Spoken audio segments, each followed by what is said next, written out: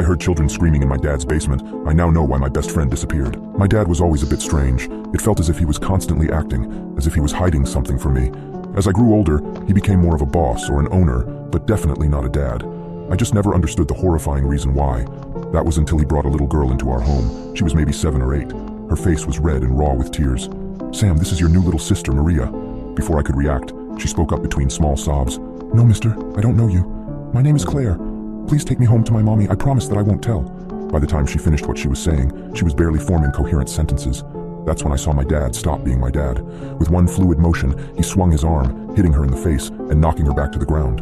I jumped up, too afraid and confused to do much of anything, but still frightened nonetheless. I was young, but I'd seen enough television to know that normal families didn't do these things.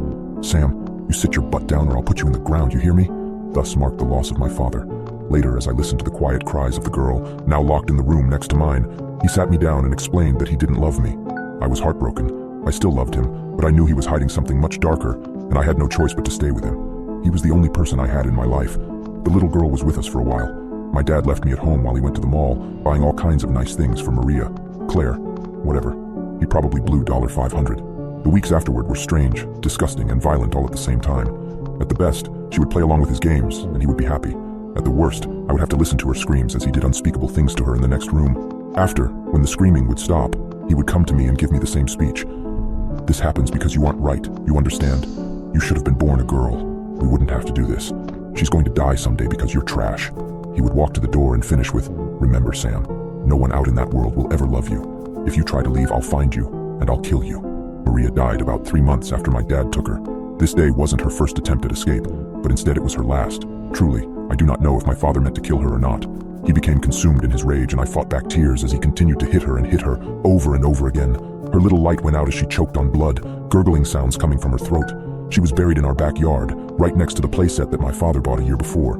After that, he became nervous to the point where he packed me up and we started off on the road. We lived like that for years. Sometimes we'd live somewhere as long as a year, but that was the extent of it. On a good year, he'd take 2 or 3 girls without so much as a second look. People didn't necessarily suspect him, though.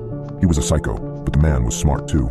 He would falsify documents and references, getting himself jobs as close to children as possible. I remember one time he was hired on to be an ice cream truck driver. He snatched up a little girl he called Gloria right in front of her house. He somehow managed to finish his route too. She only lasted 2 months. I was 13 when he started taking me with him on pickups. I hated it, and I'd even choke back tears when the little girls would sit in the floor of the back seat, crying and begging to be taken home to their mommies and daddies. He would ignore them and ignore me. He would go on and on about what a great dad he was going to be to them. In short, it was sickening. Hannah was the last, and she was quite different. Rather than having to snatch her up, she surprisingly went willingly. She was a bit older than most of the little girls he picked. She wore a school uniform. Her hair was long and dark, with blunt bangs. Crawling into the back seat, this strange little girl buckling herself in. She was extremely calm, and to the unknowing eye, it looked as if she belonged there. A little girl being picked up from school by her father and older brother. I looked back at her from the passenger seat, feeling extremely puzzled. She beamed a smile back that was so sweet, it was almost sickly. For some reason, my dad saw nothing wrong with this, and was overjoyed with his new catch. I watched her from the corner of my eye as he gave his normal routine speech. Most little girls cried. This little girl smiled and nodded knowingly.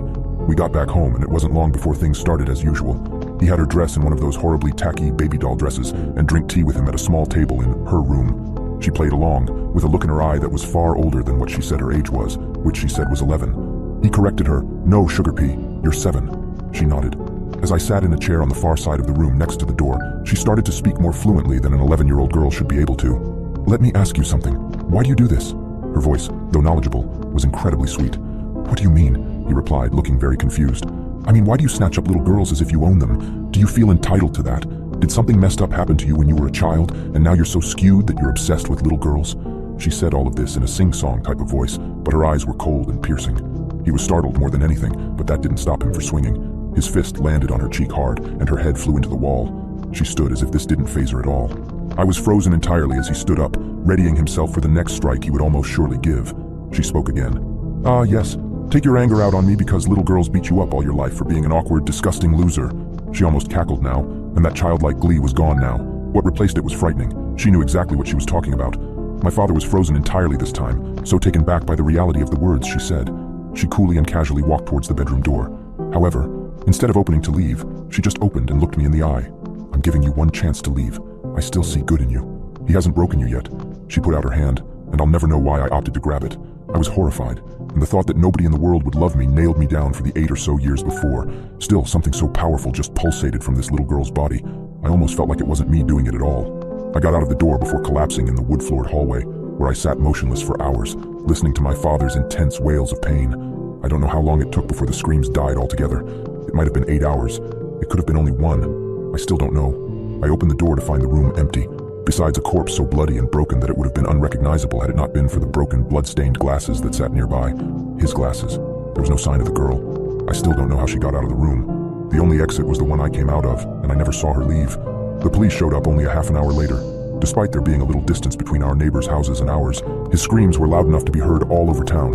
In the police station, I felt raw. No one had talked to me other than to ask me what happened. Their voices felt extremely foreign. I was homeschooled, so the only person I ever really had contact with was my dad. One detective finally sat down and just talked to me, asked me the normal kind of things you'd ask a boy going on 14. I didn't have answers to most of the questions though. Still, she was so sweet and warm, and after hours of normal talk, I finally opened up and told her everything. In all, they were able to close 24 cold cases all over the East Coast. I was able to point police in the direction of almost all the bodies that were never found. After that, I went to a special schooling program for kids like myself, went through several foster families, and I've grown up to be mostly normal. Still, I have no idea who that little girl was or what happened to her. I never even knew her real name. I do know one thing though, she's still out there. I don't know what she was or how she knew what she did, but as I look at my 2 daughters today, I silently thank her.